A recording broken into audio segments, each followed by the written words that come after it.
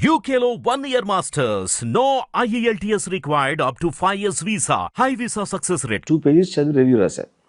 1.5 page. ఎందుకంటే 1.5 page చదివి ఎలా రివ్యూ రాశాను మీరు అడిగితే ఆ 1.5 పేజ్ కూడా ఎవరు చదవాలని నాకు తెలుసు, అందుకని. ఎందుకు మీరు ఆయన మీద ఎక్కువ ఫోకస్ ఏం పెట్టలేదు. ఇప్పుడు నేను అప్పుడు కుక్కల మీద పెట్టాను. కుక్కలకి దేనికి సంబంధం అసలు? అది ఏదండి? కుక్కలు పరిస్థితి దాని మీద పెట్టాను. లేకపోతే ఇంక చాట్ జీపీటీ అనే ఆర్టిఫిషియల్ ఇంటెలిజెన్స్ పెడతాను. పవన్ కళ్యాణ్ పాపులర్ కాబట్టి అది నోటీస్ చేస్తారు అంతే.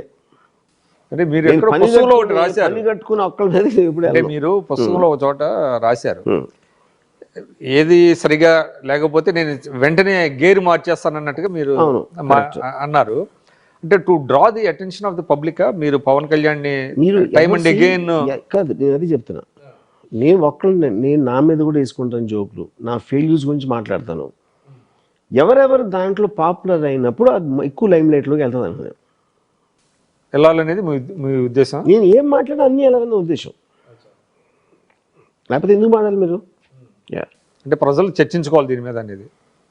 చర్చించుకోవటం కాదు, సోషల్ మీడియాలో చర్చించుకోవడం లేదు. ఇంకా it reaches me opinion people. వాళ్ళ తర్వాత చర్చించుకోవడం ఇప్పుడు లేదా అంటే ఇప్పుడు టీవీ డిబేట్స్ లో వాటిలో మాట్లాడుతున్నారు కదా.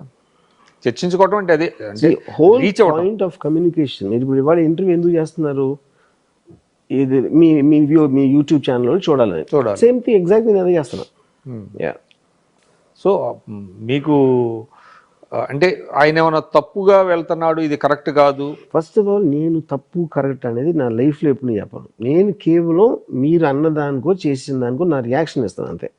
ఇప్పుడు ఫర్ ఎగ్జాంపుల్ చే గవరా ఉంది. చే గవరా నేను ఇందాక ఇచ్చాను ఎక్స్ప్లెనేషన్ దాని గురించి. తనకి ఎవరో కూడా తెలియదని. ఆర్ బుక్స్ అనుకోండి. ఇంకోటి సేమ్ థింగ్ ఇంకోటి ఎవరినో అంటారు. మేయర్ని కుక్కల దాంట్లో ఐ వెంట్ ఆఫ్టర్. నాకు మేయర్కి ఏం సంబంధం అసలు? Mayor is not even a political post. Is not related really to a political party. It is a government body. ఇంకోటి కూడా చెప్తా, అంటే మేము కొత్తగా వచ్చిన రోజుల్లో చాలామంది చేగువేరా అని రాసేవాళ్ళు. అంటే చదవకుండానే అనమాట. యాక్చువల్లీ స్పెల్ చేయడానికి షేక్ గువేరా అనాలి.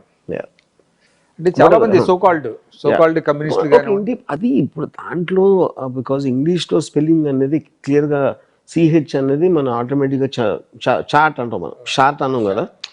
ఆ కాంప్లెక్సిటీ ఎలాగో ఉంది ఇంగ్లీష్ లాంగ్వేజ్. సో అది మాట్లాడేటప్పుడు అంటే దాన్ని బట్టి అసలు వాళ్ళు చదివారా లేదా? I don't think that is a point. ఎందుకంటే నేను ఏలియన్ అన్న ఒక సినిమా వచ్చింది. అవును, నేను చాలా రోజులు అలైన్ అనివ్వండి దాన్ని, ఏలియన్ నాకు ఎప్పుడో చెప్పాడు అలైన్ కాదని. So we'll make fun even if you know English you'll make mistakes on those things. నేను దాని గురించి కావట్లేదు, అంటే కనీసం తెలిసి ఉండాలి కదా. అంటే ఇప్పుడు నేను ఒకటి చెప్తాను, కోట్ చేసి మీరు అరుస్తా మాట్లాడారంటే 100% అది చదవలేదని తెలిసిపోతుంది. అంటే నేను ఇంకోటి ఎందుకంటే మీరు అర్థం చేసుకున్నప్పుడు ఎమోషన్ లూజ్ అవ్వరు. ఎమోషన్ డెఫినెట్గా that is the one of the traits. అది డెఫినెట్గా. అంటే నేను ఒక చిన్న ఎగ్జాంపుల్, చాలామంది కమ్యూనిస్టులు దాస్ క్యాపిటల్ అని మాట్లాడుతుంటారు. చాలా దాస్ క్యాపిటల్ ఏంటి అని ఒక డౌట్ వచ్చేది నాకు కూడా. తర్వాత నేను కొన్నాళ్ళు జర్మన్ లాంగ్వేజ్ నేర్చుకున్నప్పుడు అది ఆర్టికల్ అది డజ్, అది క్యాపిటల్ అని అనాలి మామూలుగా. ఇక్కడ కమ్యూనిస్టులు చాలా మంది తెలియక దాస్ క్యాపిటల్ అని అంటే వితౌట్ బాదరింగ్. సేమ్ థింగ్ అదే కదా. అంటే నేను ప్రొనౌన్సియేషన్ ఆఫ్ ద నేమ్ అని సీరియస్గా తీసుకునేది మీనింగ్ లేదండి. ఇప్పుడు ఫైనల్గా ఎవడైతే అన్నాడో దాస్ క్యాపిటల్ అని ఇన్నివాడికి కూడా కరెక్ట్ ప్రొనౌన్సియేషన్ ఎవ్రీథింగ్. మీకు ప్రాబ్లం ఏంటి? నాకు తెలిసి ఇప్పుడు దస్ క్యాపిటల్ అనే వర్డ్ ఉంటుందని ఇండియా మొత్తంలో 0.01% కమ్యూనిస్ట్ కూడా తెలుసు ప్రొనౌన్సియేషన్.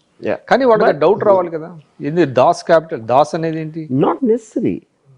ఎందుకంటే చాలాసార్లు మనం తీసుకున్న ఇన్ఫర్మేషన్ యాసిస్గా తీసుకుంటాం, కానీ దాని వెనకాల ఆరిజిన్ ఏంటి, అసలు దాని అసలు మీనింగ్ ఏంటి, ఎక్కడి నుంచి వచ్చిందని ఎవరు పట్టించుకోడు.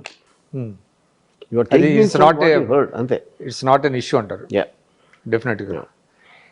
అయితే ఒకటి మెయిన్ ఇష్యూ ఏంటి, సరే అంటే అది లేకపోయినా కూడా మీరు అన్నట్టుగా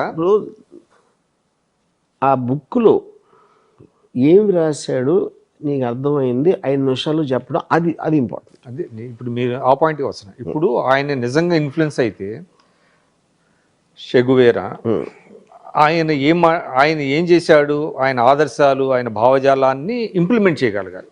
యా, అదే కదా ఇంప్లిమెంట్ చేయకపోయినా కనీసం అర్థం చేసుకుని ఇంకోటి చెప్పగలిగే కెపాసిటీ ఉండాలి. కెపాసిటీ ఉండాలి.